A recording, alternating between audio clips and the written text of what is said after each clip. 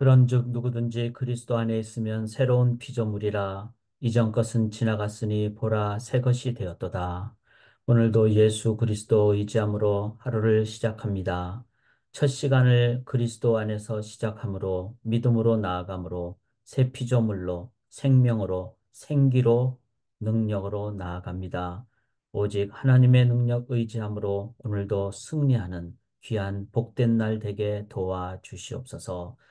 살아계신 하나님을 믿사오며 죽음에서 부활하신 주님을 의지하오며 성령으로 생기의 삶을 살 줄 믿사오며 살아계신 우리 주 예수 그리스도의 이름으로 간절히 기도드리옵나이다. 아멘. 하나님 찬양합니다. 오늘도 하루를 하나님 의지하며 기도의 마음으로 이 찬양 258장 샘물과 같은 보혈은 우리 함께 찬양하도록 하겠습니다.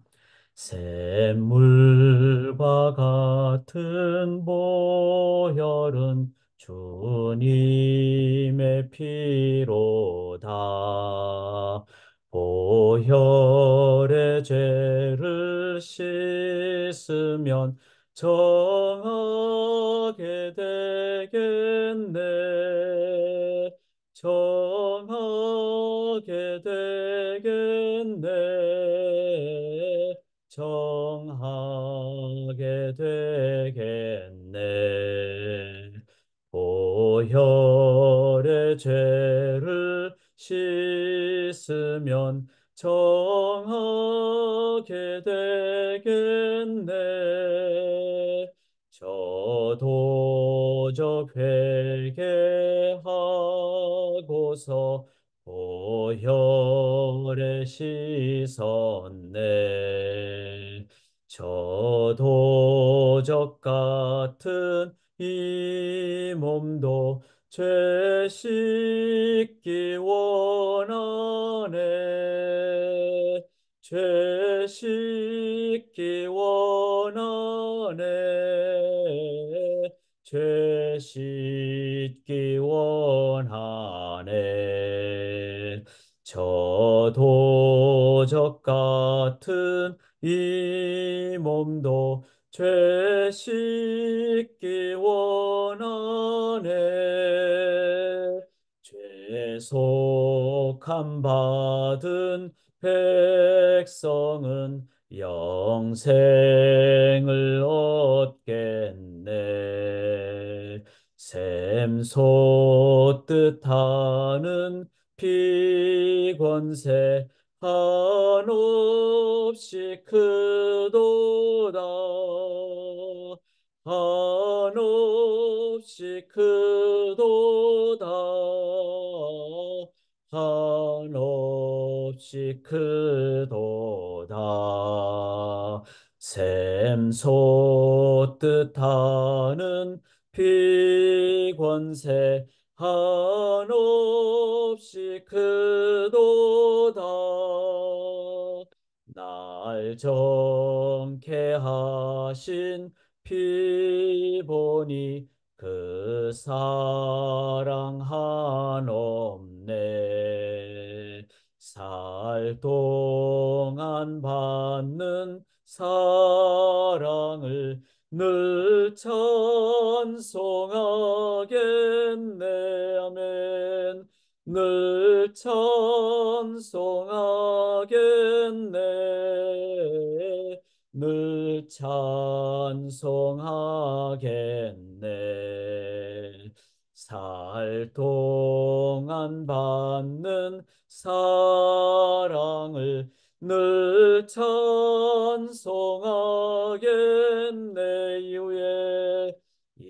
이후에 천국 올라가 더 좋은 노래로 날 구속하신 은혜를 늘 찬송하겠네. 늘 찬송하겠네. 늘 찬송하겠네. 날 구속하신 은혜를 늘 찬송하겠네.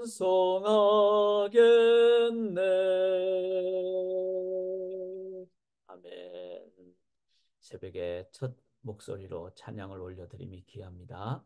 또 찬양의 기도로 나아갈 때 이 찬양의 어, 영광을, 또 찬양을 통한 기도를 하나님 영광 받아 주실 줄 믿습니다.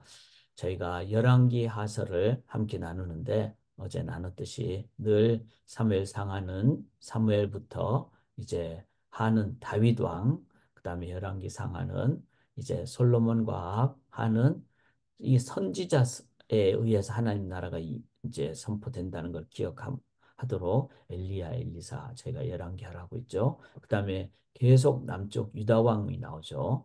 이것을 통해서 메시아를 인도하신 하나님. 그다음에 역대상하는 신학적인 관점이라는 거. 엘리야의 이름 뜻이 뭐죠? 야, 여호와는 하나님이시다. 엘리사, 엘, 하나님은 구원자이시다. 그래서 이제 엘리야와 엘리사 이름을 합하면은 여호와는 구원자이시다. 이렇게 3단 논법적인 의미로도 해석을 할 수가 있습니다. 여호와만이 구원자이시다. 그 하나님만을 우리가 의지하며 나가기를 원합니다. 이제 이 열왕기 하는 엘리야가 열왕기상에 많이 나온다면은, 그렇죠. 19장의 열왕기상에 갈멜산에서 아합과의 전쟁을 벌이고 승리하게 되고 영적 전쟁이었죠. 이제 열왕기 하에서는 엘리사 중심의 이제 선지자 말씀이 나오게 됩니다. 그래서 본문을 보시면은 여기 여리고가 나오는데 1번 나오죠. 여리고 물을 고치고, 그 다음에 어, 여리고가 여기 있죠. 여리고. 그다음에 길갈이고, 그다음에 베델이고, 이런 정도의 어, 지형을 기억을 하시면서 저희가 말씀 앞으로 나가겠습니다. 이제 어, 어제 엘리야와 엘리사의 그 이제 승계가 이루어졌죠. 그래서 요단 강을 건너면서 이제 옷으로 물을 이렇게 이제 그 물을 쳤을 때 갈라지는, 그러면서 이제 또 건너가게 되는 그런 걸 보면서 어, 이제 하나님께서는 엘리야가 불말을 타고 올라가고 이제 엘리사가 이제 영적으로 승계를 하도록 그렇게 이제 말씀을 하십니다. 자, 그래서 오늘 본문을 보면서 이 엘리야 입장에서는 어, 엘리사 입장에서는 엘리야가 아주 강한 유명한 뭐 정말 레전드라고 할 수가 있죠. 바알과 세라 그 선지자 850명과 싸워서 이긴다고 할 수 있는 그런 강한 그 엘리야. 후계자 입장에서는 어, 후임의 입장에서는 참 쉽지 않겠죠. 전임이 너무 뭐 유명하다거나 뭐 강하다거나 이러면은 그 다음 이제 사역 입장에서는 참 쉽지 않은데, 중요한 것은 사람이 아닙니다. 엘리야를 들어 쓰신 분도 하나님이시고 엘리사를 들어 쓰실 분도 하나님이시고, 그래서 우리가 하나님만 바라보고 나아갈 때 하나님께서는 소명대로 은사대로 하나님 의지할 때 들어서 쓰신다. 이게 바로 오늘 참으로 중요한 부분이 되겠습니다. 그래서 이런 엘리사를 통해서 하나님께서는 잘 사역을 할 수 있도록 오늘 본문에서는 참 그 갖춰야 될 덕목들을 하나님께서는 준비케 하신다. 이거를 저희가 볼 수가 있습니다.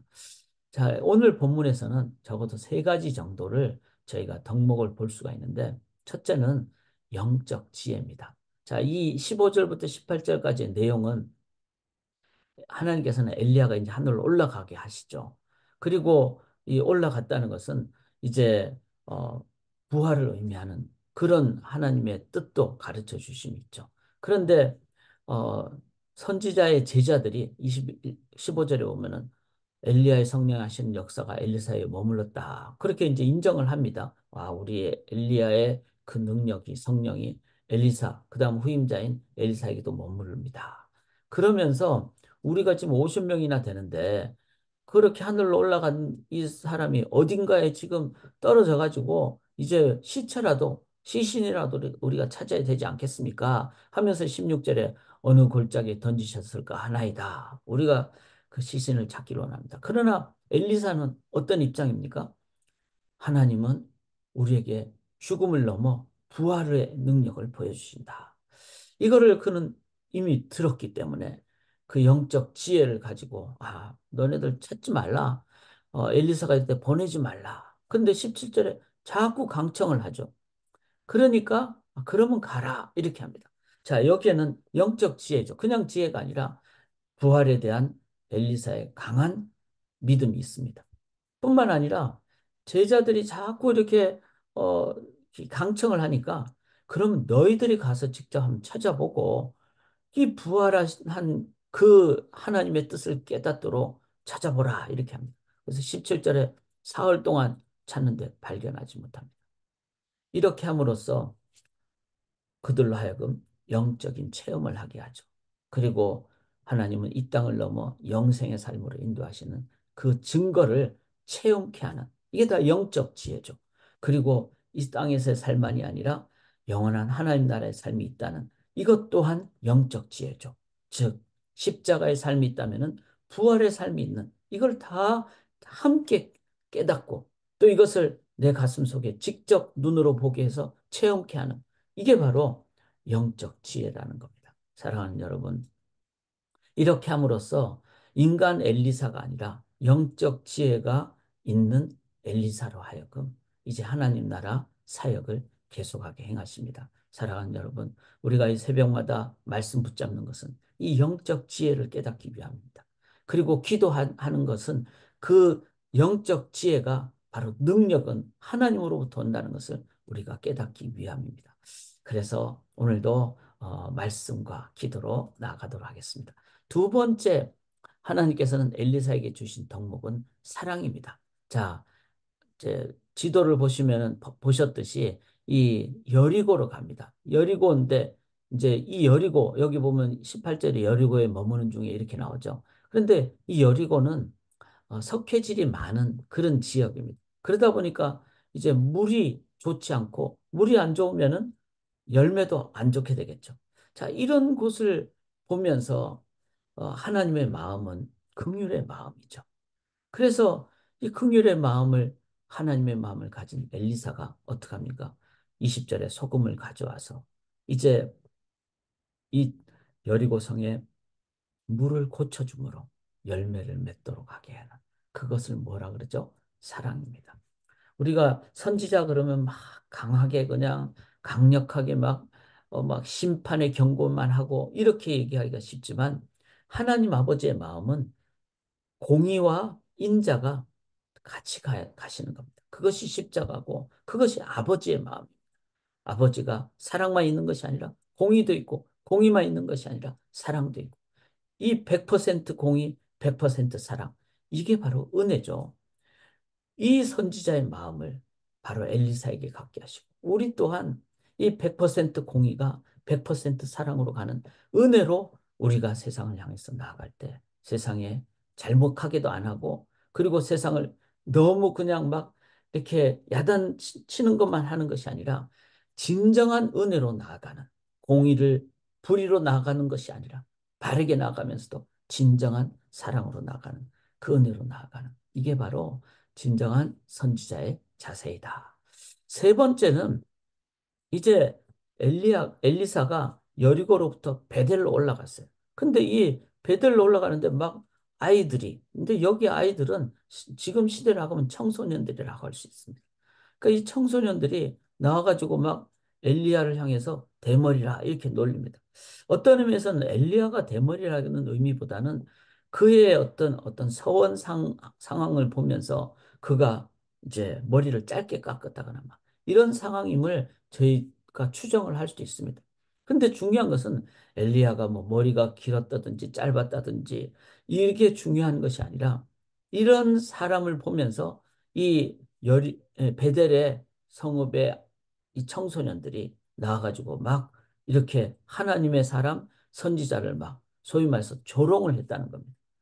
자, 이런 상황을 보면서 엘리사가 어떻게 합니까? 그들을 보고 여호와 이름을 이로 저주를 하매 이렇게 나옵니다. 자, 이게 애들이 뭐 그냥 이렇게 놀렸다고 42명이나 되는 애들이 죽게 하는 건 너무하지 않는가?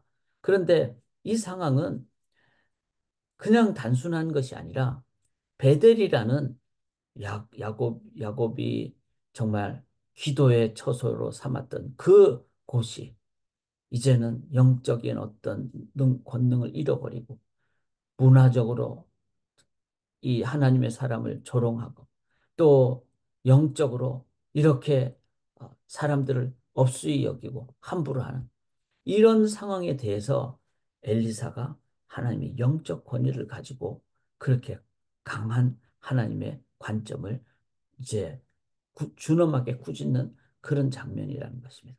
자, 이런 것을 통해서 하나님께서는 이제 그 하나님의 그 심판을 행하시는 것이죠.